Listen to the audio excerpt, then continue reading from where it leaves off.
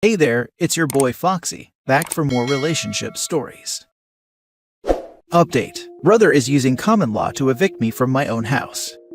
Original post. Hi there, really weird one here, but to cut a long story short, my brother moved in with me at the start of lockdown because he was living in hotels for some reason. I recently found out this was because he owes around £260,000 in debts to a multitude of small businesses for various reasons. A lot of these cases have gone to the High Court, and he is being actively pursued by bailiffs. When he moved in, he was relatively normal, but vague about why he was living in hotels and whatnot. Then as lockdown went on, he started to get more and more obsessed with these freemen on the land or common law types, which has led to some major disputes. Like saying he doesn't have to wear a mask because he's not a subject of the crown but the Cromwellian Lord Protectorship, and then tried to annex land from the fields behind our house because apparently you can claim land by throwing a hatchet at four corners. Well, recently, the bailiffs somehow caught up with him and they were pretty nice lads. Explained everything to me, but after he said he wouldn't pay even if he had all the money in cash, they took his car. Ever since this, my brother has been furious with me, so we started avoiding each other around the house. This weekend I went away for a mini break on the coast, and came back to find all the locks have been changed and windows boarded up. Garden furniture is nowhere to be seen.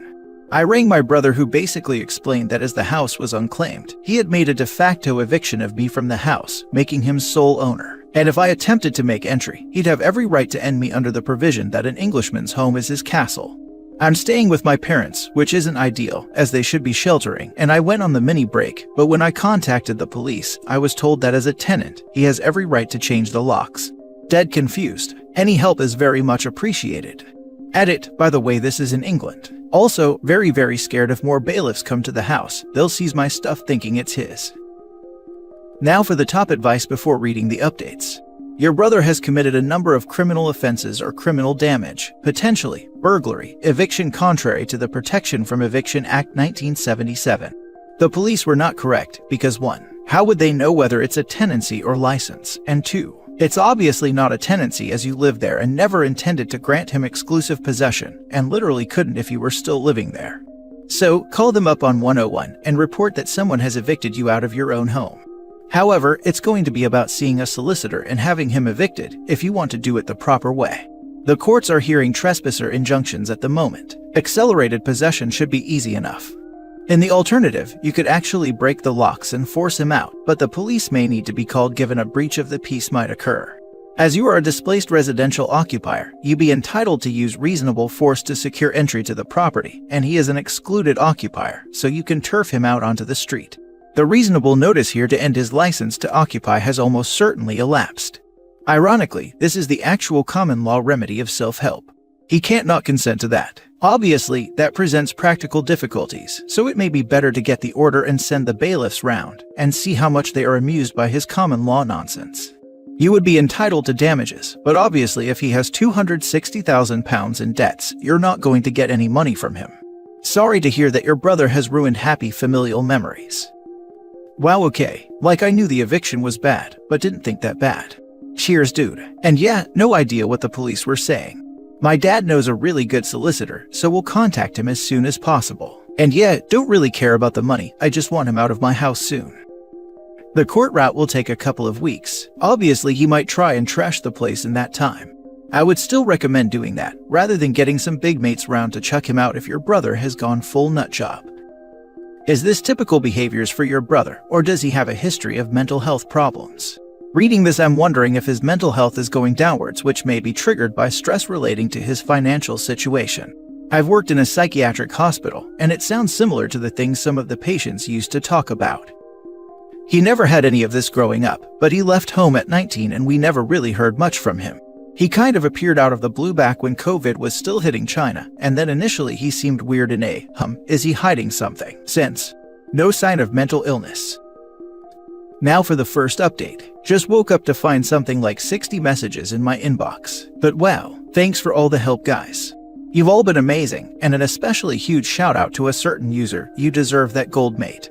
Anyway, quick update. I'm speaking with solicitors about what I can do now and how we can get rid of him. I rang 101 and police aren't exactly helping. They dragged their feet and said I'd need to go to court and whatnot. But yeah, solicitors have told me that this won't be too hard and he should be out soon. Once again, thanks for all the help. Now for the final update. Hello everyone. For those of you who have been following my little saga, got some great news. Back in the house, and otherwise everything's still here. Spent the whole day making sure. And nothing's been trashed, but there's tons of Domino's boxes in the kitchen. Apparently, he'd contacted the bank trying to access my account, and spunked any money he had left on pizzas in celebration, so he is now both homeless and has no money. So spoke with a solicitor who's my dad's one, and he basically picked apart literally every bit of this common law BS, and we rang the police. Again got stonewalled with tenants can change the locks or you need an eviction order. Solicitor explained the situation about how he was a guest and evicted me. Response back was literally, I'm afraid there's nothing we can do, you need to take this up with the housing authority because it's a civil matter, not a criminal one. Well, solicitor basically said police aren't going to help us, so we can either go for a court order or try and get bailiffs now.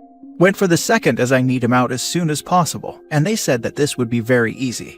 So bailiffs turn up with locksmith. I don't exactly know what happened, as me and the solicitor were waiting around the corner, but I do know the police were called and he got carted away. I assumed that would be the end of it, but he's been contacting my parents saying he's the rightful owner of the house now, and that he just needed some time to get back on his feet. Well, they've basically disowned him as of this, so looks like he's kind of screwed himself.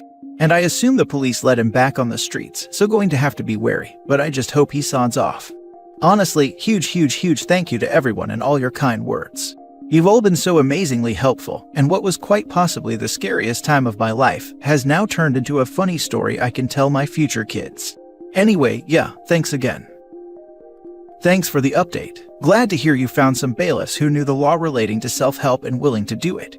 I'd still complain on 101 so as to try and ensure there's some remedial training on the 1977 Act though, although one suspects that it will be swept under the rug.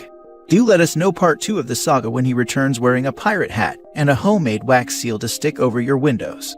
You may also want to keep an eye on your credit reports just in case he tries to defraud some loan companies with your details. Personally, if it's even worth it, maybe just open up another account with another bank and close the current one just in case, so the brother has no actual way into OP's finances. Though that might be more hassle than it's worth, and at least having some sort of every transaction must be approved verification for a little while may put OP at peace regarding his details being used against him. The absolute state of the police force in this country. You can literally get your house stolen by any random bloke who enters it, and the police will do nothing. It's a civil issue is the biggest load of rubbish I've ever heard. Meanwhile, they're posting press releases about biggest cannabis bust ever. Honestly wonder where the priorities are. This was one of the most nuts and memorable things I've read on this sub. I'm glad it wasn't complicated further and you're back in your home. I hope you remain safe and make note of any hostile contact whatsoever he has with you. It's ridiculous that you had to go through so many loops to get your own damn home back, but as long as you also have a magical land-claiming hatchet, I hope your brother accepts that he is not the Englishman that owns this castle. Now for the last story. Someone I've never met claims they own my house. Original post. Hi everyone, I wanted to get your opinion on something troubling. I'll try to be as detailed as I can be. We live in New York City if that helps. We were just away on vacation for a week and came back home yesterday. When we returned, among the other junk mail, there was a letter from a law firm for a person whose name I'd never heard before, directed to our address. It said something along the lines of, "We've received notice that a foreclosure action has been filed against you. Please call us and we can represent you." It also listed the names of the 2 people involved in the lawsuit, as well as an incident number for the county clerk's office. This letter isn't an official letter, more of trying to drum up business for the law firm.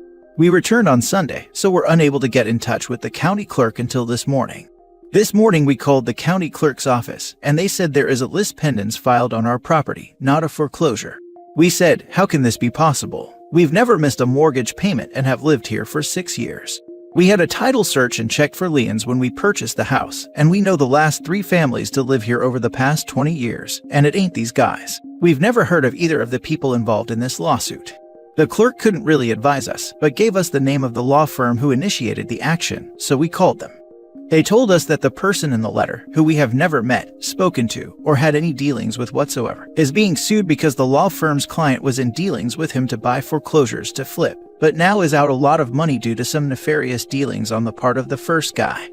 Apparently, this con artist was required by the law firm to provide deeds to any properties he owns, and among others, he provided one for our address. How he got this, I don't know. I assume he made it in Photoshop or something. He claims he owns our house and the one across the street. I have no idea if he actually owns the one across the street or not. We are still listed as the owners of our home in public records, and we have the deed. I cannot stress enough how much we do not know the man claiming to own our house. We have never met, spoken to, or had any dealings with him whatsoever. We had never even heard his name until yesterday. Our house has never been in foreclosure while we've owned it, and for any owners before that. We have an appointment for a consult with a lawyer on Wednesday, the one who helped us buy our house 6 years ago coincidentally. But I have no idea what's going on or what this guy hopes to gain, how big of a deal this is or how complicated this will be to fix. Any guidance or advice anyone can offer in advance with our meeting with our lawyer would be very helpful. Thank you all. Now for the top advice before reading the updates. In most states, list pendants have a special challenge proceeding that allows you to remove the list pendants and recover attorney's fees and costs via an expedited hearing. This is not the same as a regular lawsuit.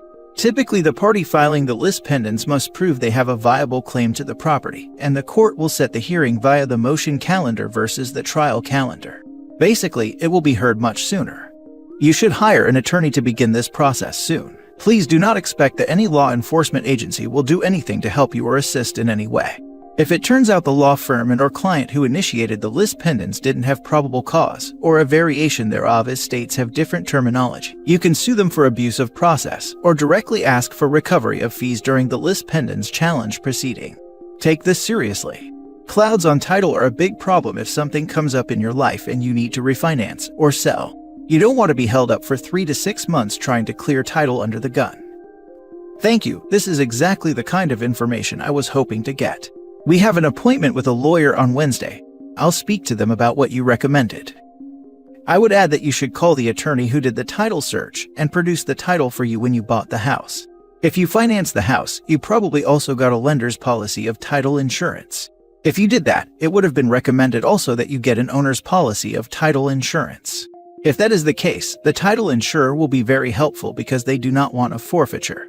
I'm very curious about the other person's deed purporting to show their ownership of your house. In my state, deeds are required to include a legal description which includes a very brief chain of title, usually say something like this. Being the same property conveyed to seller's name by deed dated. Date the sellers bought it, of record in deed book X, page Y in the office of the clerk of the county court. That would tell you where they supposedly acquired the deed, and you can do a simple title search relatively easily to see if it seems legitimate. You have title insurance, right? You will want to contact them as soon as possible, as well as speaking with your own real estate attorney.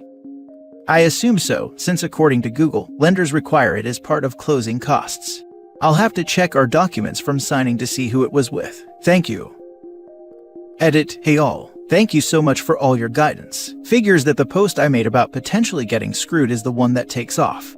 Here's some more information based on everyone's comments. The chance that this guy has a legitimate claim to our house is 0.0000000000001%. Only a Sith deals in absolutes, so I don't want to say the chance is nil. But this guy is a known con man, being sued for conning somebody else. I looked his name up online, and apparently, he keeps creating new real estate companies to fleece people out of money, then escapes into the night. He's done it at least 3 times that I can find, based off dismal reviews of his real estate companies. Unfortunately, I can't speak to the people across the street because that was a flip that hasn't been sold yet. He may or may not actually own it, I have no idea. At this point, we are not personally involved in this lawsuit, our property is just associated with it. The con man hasn't made any attempts to acquire our property. He is just lying to the law firm suing him, saying he already bought it. Why? I don't know. The only thing I can think of is that he bought no properties with the money his business partner gave him, and is now desperately trying to cover himself with falsified documents. Why did he not think that he would be found out? That's just the way malignant narcissists work, I guess. I definitely look into our title insurance standing. I'm a worrywart, so if it was offered to us, I would have taken it. I'll definitely keep you all updated as we meet with our lawyer tomorrow and things progress. Thank you all so much. Keep being awesome, guys. First update. Hi everyone, I can't thank you enough for all your advice on my last post. Someone I've never met claims they own my house. This is the first update, and I'm hopeful there will just be one more after this, wrapping everything up so we can put this behind us. This is what has happened since my last post. After the initial letter from the law firm saying they can represent us, we started getting phone calls from other firms saying they'd been alerted to the list pendants and could also represent us. We were not super happy with this and asked how they got our cell number. They said they subscribe to a service that alerts them when things like liens, foreclosures, and so on are filed on a property. We hung up. We looked at all our documents from the closing and confirmed that we do indeed have homeowner's title insurance. Yay, our deed is a bargain and sale deed for those wondering. We also pulled all deed and mortgages and other documents for our property going back to 1972 online. The last action was when we bought our house. No documents have been filed since. I signed up on Acris to be alerted to any changes made to the property documents. Thank you for the commenter who suggested that. I also emailed the DA for my county, and their Economic Crimes Bureau had emailed me back to ask for my cell number to follow up with me. I gave it to him, but he hasn't called yet, so maybe that will be in the next and hopefully final update. My husband met with our lawyer this morning, and I asked him to speak about all the things that you all suggested in the last post. Prior to the meeting, our lawyer had reached out to the firm who filed the lis pendens and actually got a copy of the court transcript where the con man said he owns our property. According to the transcript, he claims he bought it in 2016. Our lawyer called their law firm and basically said, "Where is the deed?" They supposedly hemmed and hawed about it, so we're starting to think they don't have it, and never did. They may just be going off the words of a sleazeball who's like, "Yeah, I totally own that place. I even have a deed for it. No, you can't see it." It's possible that based off this alone, they filed against our property. In addition, it's not like this guy is saying he bought our house last week and the paperwork just hasn't been filed yet. He claims he bought it 3 years ago, and there is still no paperwork filed to attest to this fact. I was able to pull up all records for our home going back nearly 50 years in about 15 minutes online. Our lawyer does not like the way this other firm is handling this, and basically said to them, "You have no grounds for this. Take it off." The attorney handling this case at that law firm is out of the office today and tomorrow, but will be calling our lawyer back on Friday. I am hopeful that it will just be a matter of take the lis pendens off, and okay. I'll update again after the call between the lawyers. I told my husband the number one question is, where is the deed? When we initially spoke with them, they clearly said they had it in hand, which is part of the reason I was freaking out.